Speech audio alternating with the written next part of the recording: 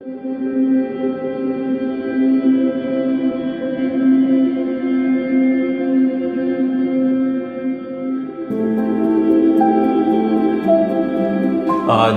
Pakele. What do I do? I'm the Chief Making Any Kind Officer for DCS. I guess the president of DCS, Dynamic Community Solutions, which is the nonprofit entity made to support Pu'uhonua O Wai'anae and all of their efforts. I knew Twinkle for a while. I didn't really know much about, what she was doing, where she was living or anything. I never really paid it no mind. I went to the neighborhood board meeting and then we started attending those pretty regularly. But that first board meeting, I remember, following Twinkle and, started talking to her and sitting down and, trying to figure out something. I remember the whole discussion was about, what can we do? I started sitting in, advocating for them at all these neighborhood board meetings, and I ended up sitting in meetings with Twinkle when they used to meet with the state, and slowly got more and more involved. So we was even asking the state, can we sign a lease for the property? That way we can legally lease the property. And so the nonprofit that was originally formed, even doing that was a whole long process. Andrea Tupola, she wanted to help us out and said, hey, come to my house and we'll figure this out, because everybody else that was telling us that they was going to help us form this nonprofit was trying to charge us like $2,500 and we had no money. So when we met with the governor, we said, hey, we get this community here and the value is in the community and the relationships that was built. And these guys are each other's support system. And,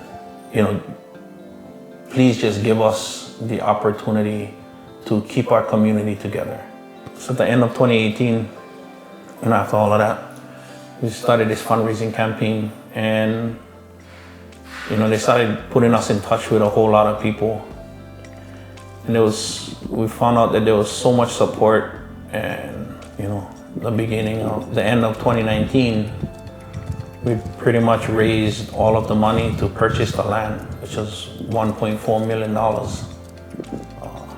But we have all the infrastructure in now at this point. Royal Construction came over and gave us some good discounts, put in a lot of work. And so all the city, all the sewer lines and all the water lines are in. We're currently waiting for the okay to tie in to the bottled water supply and to tie into the actual city line. But everything on property is in.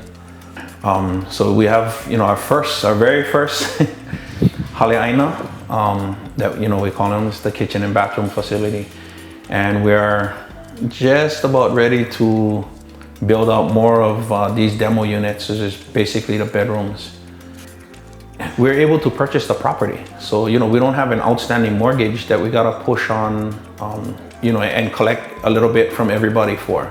So the rents would probably be, something closer. We're trying to aim for about $250. We don't know what will come out exactly, but it'll pretty much be something like a utility share, right? Whatever the electric come out to, and the water and the sewer, whatever insurances we have to carry, and probably a little bit extra to, for future maintenance and make sure we have, enough money to maintain the facilities and fix whatever gets broken.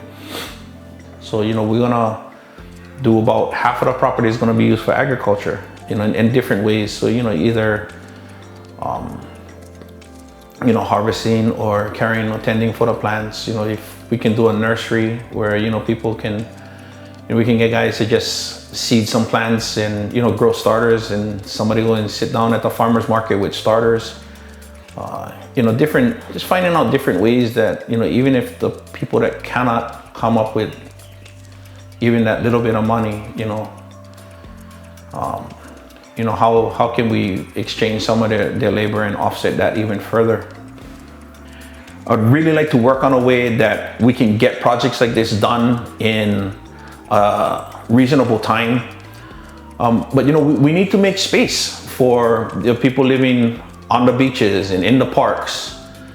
It's us as a community, I think, that need to, find different ways and places, it's just, but it's not that it can't be replicated. It can be replicated. Just the right, focus and guidance and help and resources absolutely can be replicated.